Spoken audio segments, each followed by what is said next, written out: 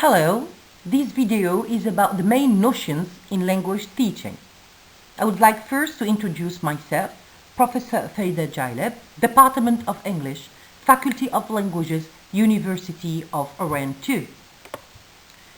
This video is going to help us to understand really the importance of the issues raised in the field of language teaching in general, the relationship between didactics and pedagogy, to see the strong link between the applied linguist and the teacher, and of course to understand really that there is a relation between linguistics and of course didactics.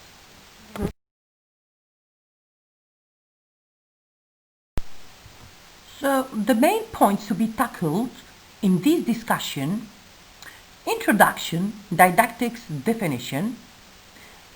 It is very important to understand the difference between the applied linguist and the teacher, the difference between an approach, a method, and a technique, and of course, language teaching methodologies. Without historical perspectives, theories will lack continuity. This is according to Tito in 1968. Many changes occur in the history of curriculum and education. Changes, innovations in LT, and changes in theories of the nature of language.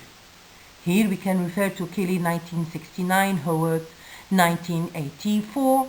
So they show that issues in language teaching are not new. Today it is English the most studied. Years ago it was Latin.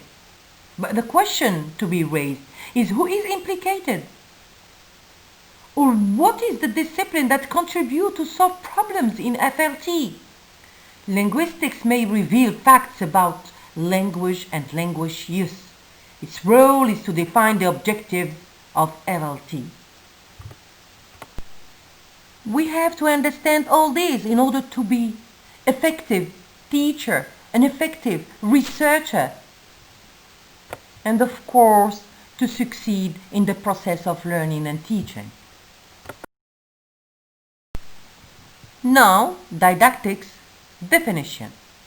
So didactics is a discipline that is concerned with the science of teaching and instruction for any given field of study, a branch of pedagogy that is concerned with the theory of education and instruction. Moreover, it involves a very structured approach to teaching. But the main question, how does didactics differ from pedagogy? Didactics is related to theory and practical application and the principal steps in the act of teaching. Whereas pedagogy is the correlation between the teaching material and the intellectual capacity and the expectations of the learners. Pedagogy deals with the success of the teachers in the transfer of knowledge, and this is very important. For example, in teaching, two processes are involved. Appraisal, which means theory and consists of the interpretation of ideas and the evaluation of the findings to determine their validity. The second pragmatic process is called application. Appraisal is a conceptual evaluation. On the other hand, application is an empirical evaluation, and this is according to Widdowson 1990. In addition, didactics is a theory of teaching, and in a wider sense, a theory and practical application of teaching and learning. For example, in the Anglo-Saxon tradition, the Oxford Dictionary defines didactics as a particular moral instruction. In simple terms, didactics is synonymous with teaching and instruction, and yet at the same time, a didactic approach involves a very structured and informed approach to teaching. Now, what is the difference between didactics and pedagogy?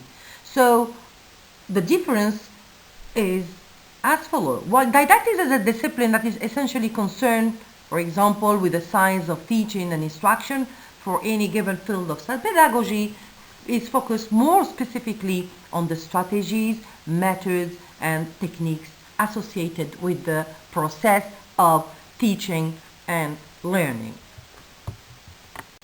Let's talk now about the difference between the applied linguist and the teacher. The applied linguist does not devote his time to the classroom. He does not engage in the operational activities. He contributes in the identification of ideas.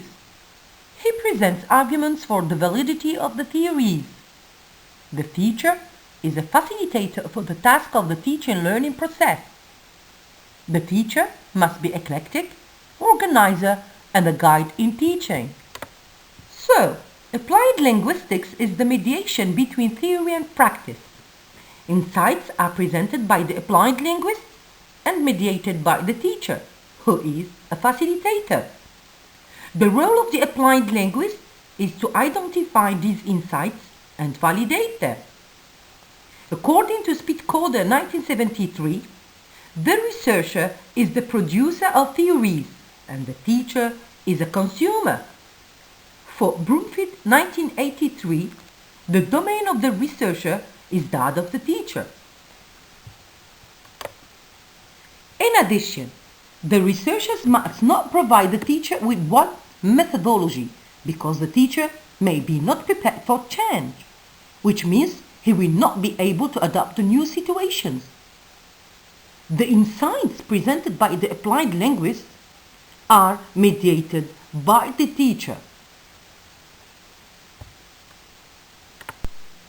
Therefore, applied linguistics is an interdisciplinary field which identifies, investigates, and offers solutions to language-related real-life problems. Some of the academic fields related to applied linguistics are education, communication research, psychology, anthropology, and sociology. It is also one of the academic disciplines focusing on how language is acquired and used in the modern world. Its aim is to promote a principled approach to language education and other languages. Within the field of applied linguistics, the need to see language as functional and discourse-based, thus the emergence of systemic and descriptive linguistics as resources for problem solving, particularly in USA. The need to recognize and apply a wide range of research tools and methodologies to address locally situated language problems. In order to understand the strong link between linguistics and language teaching in this video, let's talk about language description and language use. Of course, this is based on the work of Widdowson, 1979.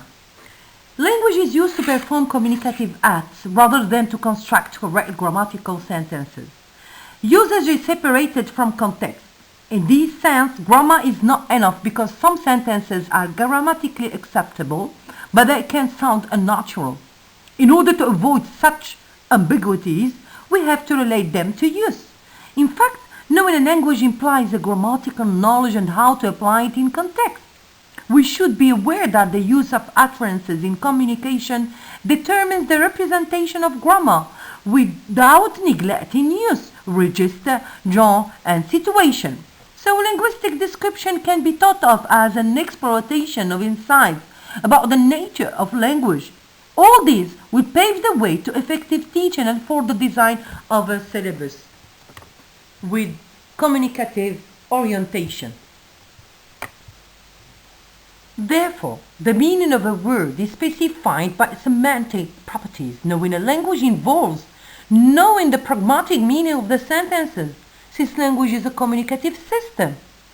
It is crucial to relate usage to use. The notion of knowing and doing. In fact, knowing a language implies knowing the grammatical norms and how to apply them in context. Thus, the meaning of sentences is drawn by reference to linguistic competences. In fact, the description of language is the way in which the language system is broken and described for the purpose of learning. The study of language linguistics and that of teaching are essential to the teacher. The difference between an approach, a method, and a technique. An approach is a set of assumptions dealing with the nature of language teaching and learning at the level of theory. A method is a procedure of teaching, the way of teaching, a plan for the presentation of language material. A technique is a trick. It takes place in the classroom in order to accomplish an objective For example, the proposers of the reform movement are at the level of approach, and the direct method is at the level of a method which is derived from this approach. In order for an approach to lead to a method, it is necessary to develop a design for an instructional system. All the principles, approaches, and assumptions depend on the teacher's savoir-faire. It is methodology which determines the outcomes. Grammar translation method, reading literary text, memorization of vocabulary, translation and the speaking skill was not allowed. The direct method, interactions, everyday vocabulary was taught. The listening skill and the speaking skill were taught or was used in private schools. The audiolingual method, the focus was on the speaking skill and on inductive learning rather than deductive learning.